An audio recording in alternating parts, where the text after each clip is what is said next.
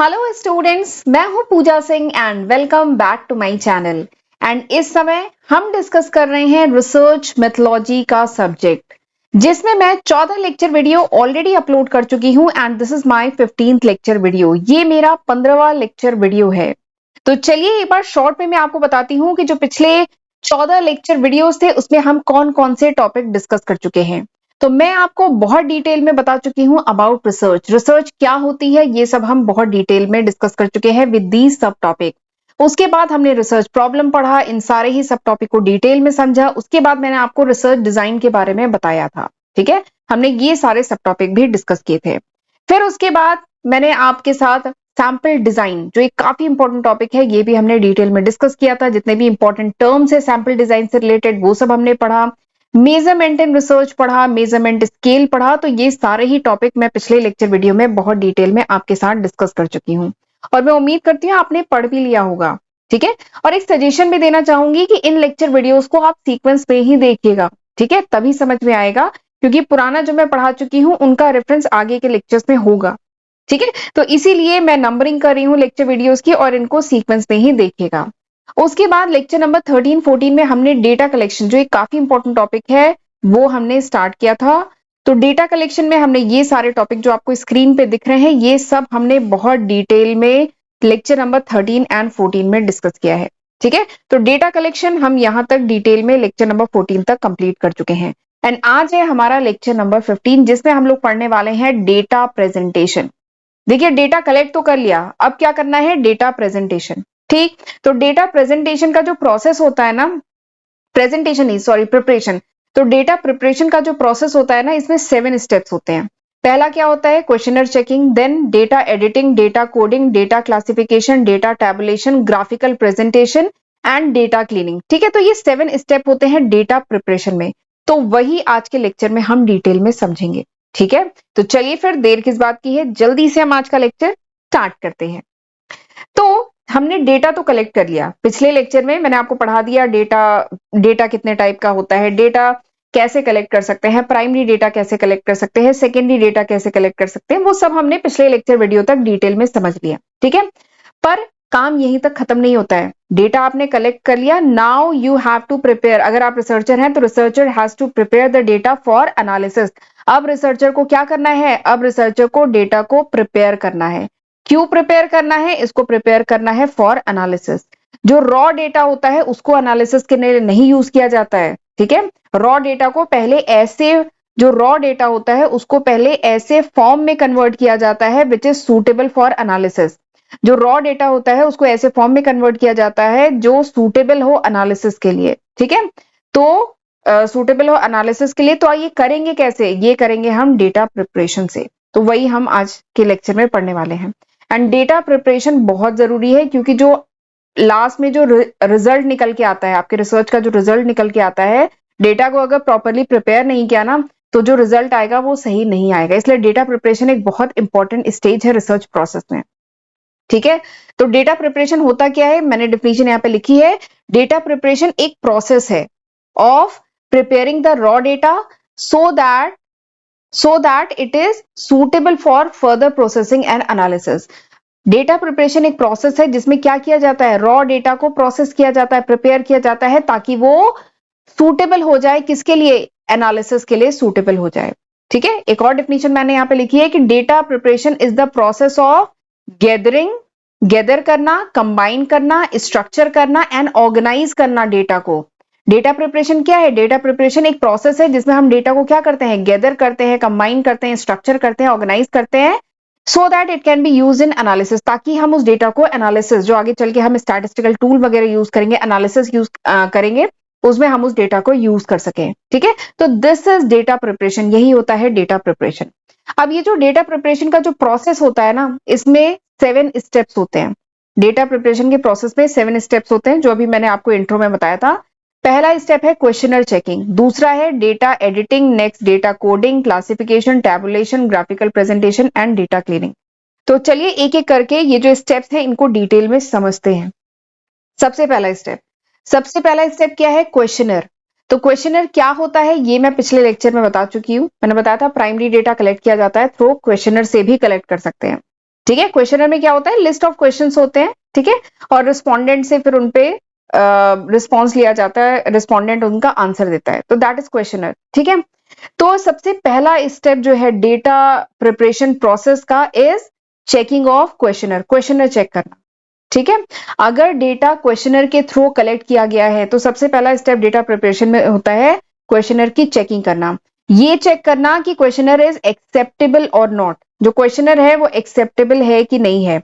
Acceptable का क्या मतलब है कि एग्जामिन किया जाता है कि क्वेश्चनर जो है वो कंप्लीट है कि नहीं है। ठीक है, ऐसा तो नहीं है कि कुछ मिसिंग है, कुछ ओमिटेड है। ठीक है, या जिन रिस्पोंडेंट से डेटा कलेक्ट किया गया है उन्हें प्रॉपर नॉलेज नहीं थी, जबरदस्ती उनसे डेटा कलेक्ट किया गया है। ठीक है, और जो डेटा कलेक्ट किया गया है उसमें कुछ एरर तो नहीं है। ठीक है, और डेटा कंप्लीट है कि नहीं है। तो बेसिकली क्वेश्चनर चेकिंग में ये काम किए जाते हैं। एंड क्वेश्चनर नहीं एक्सेप्टेबल होता है इफ क्वेश्चनर को एक्सेप्ट नहीं किया जाता है अगर इफ इट इज इनकम्प्लीट। अगर क्वेश्चनर इनकम्प्लीट है, चाहे पार्शली चाहे फुल्ली, अगर इनकम्प्लीट है तो क्वेश्चनर को नहीं एक्सेप्ट किया जाता है। एंड अगर जो रिस्पोंडेंट है जिससे क्वेश्चनर भरवाया गया है उसको उस बात की नॉलेज ही नहीं थी, आपने जबरदस्ती भरवा लिया, रिसर्चर ने जबरदस्ती उससे क्वेश्चनर भरवाया, तो भी उस क्वेश्चनर को एक्सेप्ट नहीं किया जाता है। ठीक है, क्योंकि इससे क्या होगा, इससे ये होगा कि आपकी जो रिसर्च का जो रिजल्ट है ना वो गलत आएगा। तो इसलिए सबसे पहला स्टेप ये होता है कि क्वेश्चनर को चेक किया जाता है।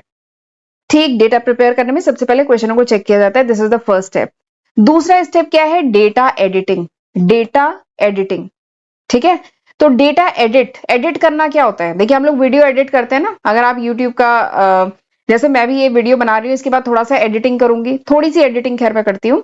तो एडिटिंग से हम क्या करते हैं, वी इंप्रूव दिस वीडियो, हम इंप्रूव करते हैं ना। यहाँ पे क्या है, डेटा एडिटिंग, जैसे मैं वीडियो रिकॉर्ड करती हूँ उसके बाद थोड़ी सी एडिटिंग करती हूँ। ठीक है, और ऐसी अगर रिसर्चर डेटा कलेक्ट करता है और उसके बाद एडिटिंग कर रहा है, तो रिसर्चर क्या कर रहा है, वो थोड़ा सा डेटा को इंप्रूव कर रहा है। एडिटिंग से मैं भी क्या करती हूँ, थोड़ा सा अपनी वीडियो को इंप्रूव करती हूँ, थोड़ा सा वॉल्यूम बढ़ाती हूँ एडिटिंग में। ठीक है, वैसे ही रिसर्चर भी डेटा एडिटिंग में क्या करता है, डेटा को थोड़ा सा इंप्रूव करता है। ठीक है, तो डेटा एडिटिंग क्या है, इट इज अ प्रोसेस, ये एक प्रोसेस है of improving the collected survey data. जो सर्वे डेटा जो कलेक्ट किया गया है उसको थोड़ा सा इंप्रूव किया जाता है डेटा एडिटिंग में। ठीक है, इंप्रूवमेंट में बेसिकली क्या किया जाता है कि अगर कोई एरर है, ठीक है, डेटा में अगर कोई एरर वगैरह है तो उसको करेक्ट किया जाए, तो ये काम किया जाता है डेटा एडिटिंग में।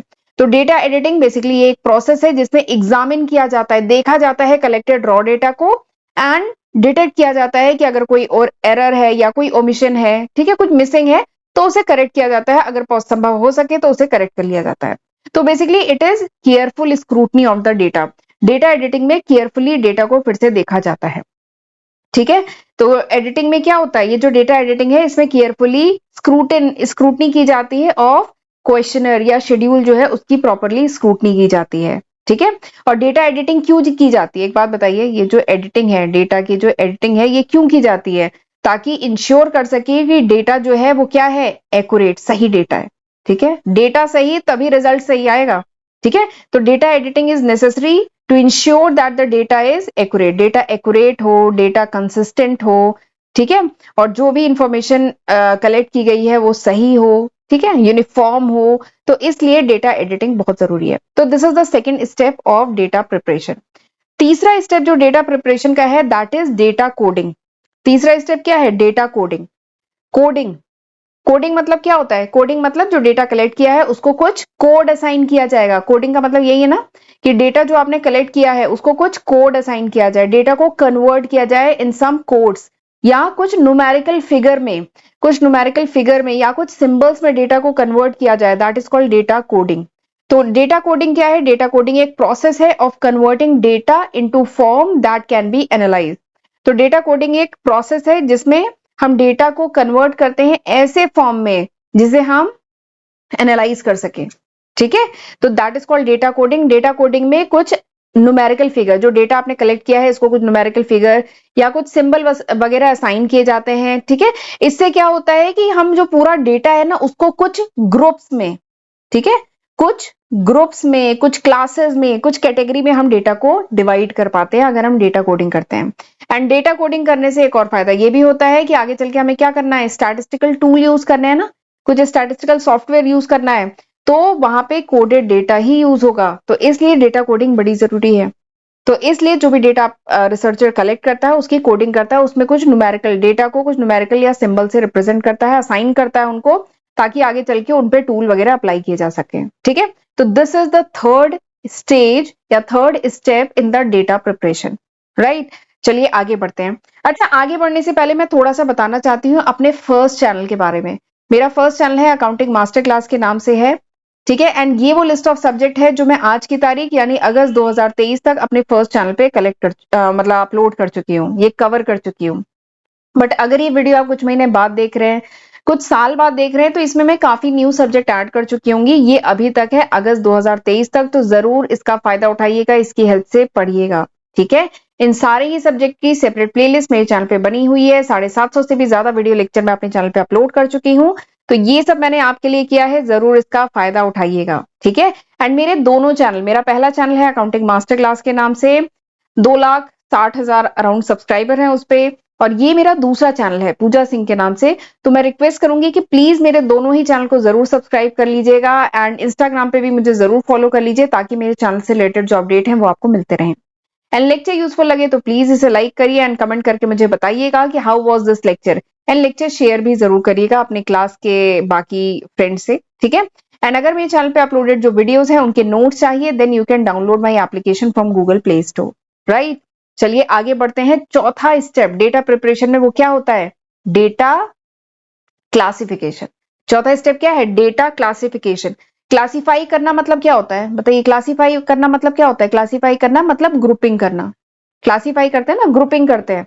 ठीक है, जैसे एग्जांपल बताती हूँ। जैसे मुझे अभी याद आ रहा है कि जैसे लैपटॉप में, ठीक है, मेरे पास भी पूरा डेटा है। मेरे चैनल पे अगर 20 से भी ज्यादा सब्जेक्ट्स मैं अपने चैनल पे अपलोड कर चुकी हूँ, तो मेरे पास भी काफी डेटा है। ठीक है, इन सारे ही जितने सब्जेक्ट हैं, इनके वीडियोज हैं, इनके नोट्स हैं। ठीक है, तो काफी डेटा है। तो मैं इनको क्या करती हूँ, डेटा को प्रॉपरली क्लासिफाई करके रखती हूँ। ठीक है, सभी लोग करते होंगे, सभी लोग अपने जो भी डेटा है उनको लैपटॉप में क्या करते हैं, क्लासिफाई करके रखते हैं प्रॉपरली। वो डी ड्राइव में क्या करते हैं, प्रॉपरली फोल्डर बना के रखते हैं।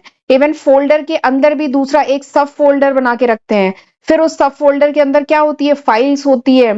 तो ये हम क्या कर रहे हैं, हम डेटा को क्लासिफाई कर रहे हैं, ग्रुपिंग करके रख रहे हैं। ठीक है, हम करते हैं ना। तो उसी तरीके से जो रिसर्चर होता है, वो जब डेटा को कलेक्ट कर लेता है, ठीक है, उसने क्वेश्चनर की चेकिंग कर दी, उसने एडिटिंग, सबसे पहले क्वेश्चनर चेक कर लिया, ठीक है, एडिटिंग कर ली, कोडिंग कर ली। अब चौथा स्टेप क्या है, अब वो क्लासिफिकेशन करेगा, डेटा को क्लासिफाई करेगा। यानी डेटा को क्या करेगा, क्लासिफिकेशन एक प्रोसेस है जिसमें डेटा को ऑर्गेनाइज किया जाता है। किसमें? कैटेगरीज में, क्लासेस में ऑर्गेनाइज किया जाता है डेटा को। ठीक है, और क्यों ऑर्गेनाइज किया जाता है बताइए? मैं अगर लैपटॉप पे मेरा जो डेटा है उसको मैं प्रॉपरली अरेंज करके रखती हूँ, फोल्डर के अंदर फोल्डर, क्लास 11 का अलग फोल्डर, 12 का अलग फोल्डर, बीकॉम का अलग फोल्डर, बीबीए का अलग, एमबीए का अलग मैं बना के रखती हूँ। तो क्यों बनाती हूँ? ताकि it will be easy for me to retrieve the data, store the data and sort the data. ताकि मैं डेटा को जब भी जरूरत पड़े तो मैं रिट्रीव कर सकूं, डेटा को सॉर्ट कर सकूं और डेटा को स्टोर कर सकूं प्रॉपरली फॉर फ्यूचर यूज। तो इन द सेम वे, इसी तरीके से रिसर्चर का भी होता है। रिसर्चर डेटा का क्या करता है, क्लासिफिकेशन करता है। क्लासिफिकेशन में वो क्या करता है, वो ऑर्गेनाइज करता है डेटा को कैटेगरी में, ताकि रिसर्चर के पास भी तो बहुत सारा डेटा है। ठीक है, रिसर्चर ने पूरा इतना सारा डेटा कलेक्ट किया है, तो डेटा को वो क्लासिफाई क्यों करता है, ताकि जब भी जरूरत पड़े he can easily retrieve the data, sort the data and store the data for future use. ठीक है, and well defined data classification बहुत जरूरी है। वेल डिफाइंड डेटा क्लासिफिकेशन बहुत जरूरी है, क्योंकि इसी से आप इजिली अपने डेटा को जब भी जरूरत पड़ेगी आप रिट्रीव कर पाएंगे, फाइंड कर पाएंगे। ठीक है, तो डेटा क्लासिफिकेशन क्या होता है, ये एक प्रोसेस है। डेटा क्लासिफिकेशन क्या है, ये एक प्रोसेस है जिसमें हम अरेंज करते हैं डेटा को इन ग्रुप्स। किसमें क्लासिफाई करते हैं, ग्रुप्स में, क्लासेस में हम क्लासिफाई करते हैं ना, on the basis of some common characteristic. जो भी कॉमन कैरेक्टरिस्टिक है उसके बेसिस पे हम क्लासिफाई करते हैं। जैसे मैं बात करूं, वही मैं अपना डेटा कैसे क्लासिफाई कर रही हूँ, कॉमन कैरेक्टरिस्टिक क्या है, जैसे मैं बीकॉम का मेरे लैपटॉप में अलग फोल्डर है, बीबीए का अलग फोल्डर है, ठीक है, एमबीए का अलग फोल्डर है। तो मैंने कॉमन कैरेक्टरिस्टिक के बेसिस पे अपने डेटा को क्लासिफाई किया है। तो वैसे ही रिसर्चर भी अरेंज जब करता है डेटा को क्लासेस में, ग्रुप्स में, on the basis of some common characteristic, तो that is called data classification. ठीक है, और जो भी कॉमन जो डेटा होता है उसको एक क्लास में रखा जाता है। ठीक है, अब ये जो डेटा क्लासिफिकेशन होता है ना, ये दो तरीके से किया जा सकता है। ये जो डेटा क्लासिफिकेशन हो रहा है ये दो तरीके से किया जा सकता है। रिसर्चर डेटा को क्लासिफाई कर सकता है अकॉर्डिंग टू एट्रीब्यूट, एट्रीब्यूट के बेसिस पे भी क्लासिफाई कर सकता है, या फिर डेटा को क्लासिफाई कर सकता है अकॉर्डिंग टू क्लास इंटरवल। ठीक, ये समझ में आया? रिसर्चर जो डेटा को क्लासिफाई करता है ये दो तरीके से कर सकता है, या तो एट्रीब्यूट के बेसिस पे कर सकता है क्लासिफाई, या फिर क्लास इंटरवल के बेसिस पे। ठीक है, एट्रीब्यूट मतलब समझ रहे हैं ना, एट्रीब्यूट मतलब कैरेक्टरिस्टिक। ठीक है, एट्रीब्यूट मतलब क्या है? एट्रीब्यूट मतलब कॉमन कैरेक्टरिस्टिक, कॉमन फीचर। ठीक है, तो जब रिसर्चर डेटा को कुछ कॉमन कैरेक्टरिस्टिक जैसे लिटरेसी रेट, ठीक है, जैसे लिटरेसी या जेंडर या ऑनेस्टी, वेट, हाइट, कुछ कॉमन कैरेक्टरिस्टिक के बेसिस पे जब डेटा को क्लासिफाई करे, ठीक है, तो उसे कहा जाएगा क्लासिफिकेशन अकॉर्डिंग टू एट्रीब्यूट। ठीक, देखिए मैंने लिखा है data obtain this way on the basis of certain attribute, यानी किसी certain attribute, certain common characteristic के बेसिस पे जब डेटा को क्लासिफाई किया जाए, तो जो उससे जो डेटा निकलता है ना, उसको कहा जाता है स्टैटिस्टिक ऑफ एट्रीब्यूट। इसको स्टैटिस्टिक ऑफ एट्रीब्यूट कहते हैं। अगर डेटा को हमने सपोज करिए यहाँ पे जेंडर के बेसिस पे डिवाइड किया, ठीक है, मेल अलग, फीमेल अलग एंड अदर कैटेगरी अलग। ठीक है, अगर हमने जेंडर के बेसिस पे डेटा को डिवाइड किया, ठीक, तो यहाँ पे क्या है, हम कैरेक्टरिस्टिक के बेसिस पे डिवाइड कर रहे हैं, तो यहाँ पे जो डेटा निकल के आएगा ना, इस डेटा को कहा जाता है स्टैटिस्टिक ऑफ एट्रीब्यूट। ये जो डेटा होता है इसको कहा जाता है स्टैटिस्टिक ऑफ एट्रीब्यूट, और इस क्लासिफिकेशन को क्या कहा जाता है? Classification according to attribute. ठीक, फिर दूसरा जो क्लासिफिकेशन हो सकता है वो होता है classification according to class interval. ठीक है, classification according to class interval, तो ये बेसिकली जो है ना क्वांटिटेटिव डेटा के लिए यूज किया जाता है।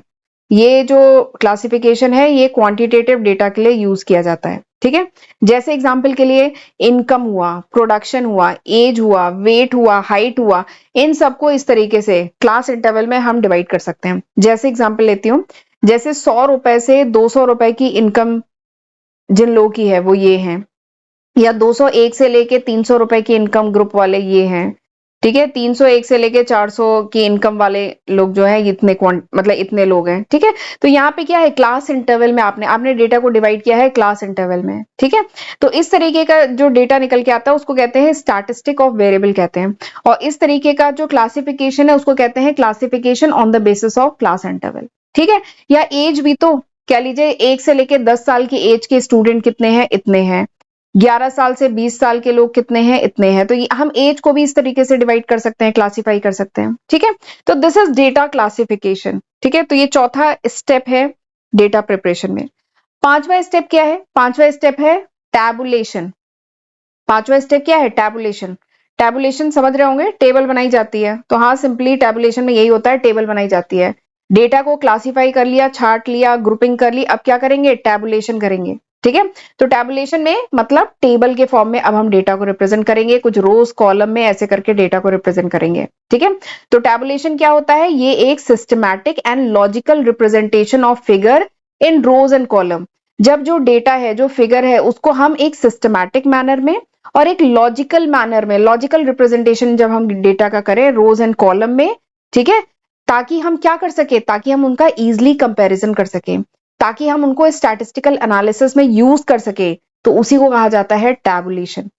ठीक, टैबुलेशन मतलब समझ में आया ना, बेसिकली डेटा को टेबल के फॉर्म में रिप्रेजेंट करना, रोज कॉलम के फॉर्म में रिप्रेजेंट करना, बट एक सिस्टमैटिक फॉर्म में। ठीक है, ऐसा नहीं कि सारा डेटा उठाया रोज कॉलम में भर दिया, ऐसा नहीं, एक सिस्टमैटिक मैनर में, कुछ लॉजिकल मैनर में जब डेटा को हम रोज एंड कॉलम में रिप्रेजेंट करते हैं, ताकि उनका इजिली हम कंपैरिजन कर सके एंड स्टैटिस्टिकल एनालिसिस कर सके, तो उसको कहा जाता है टैबुलेशन।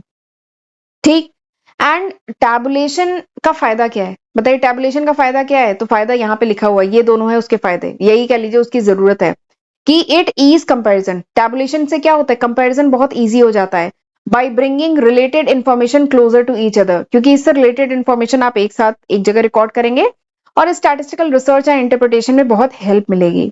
ठीक है, तो टैबुलेशन से बेसिकली क्या होता है, जो रॉ डेटा होता है वो क्या हो जाता है? समराइज हो जाता है।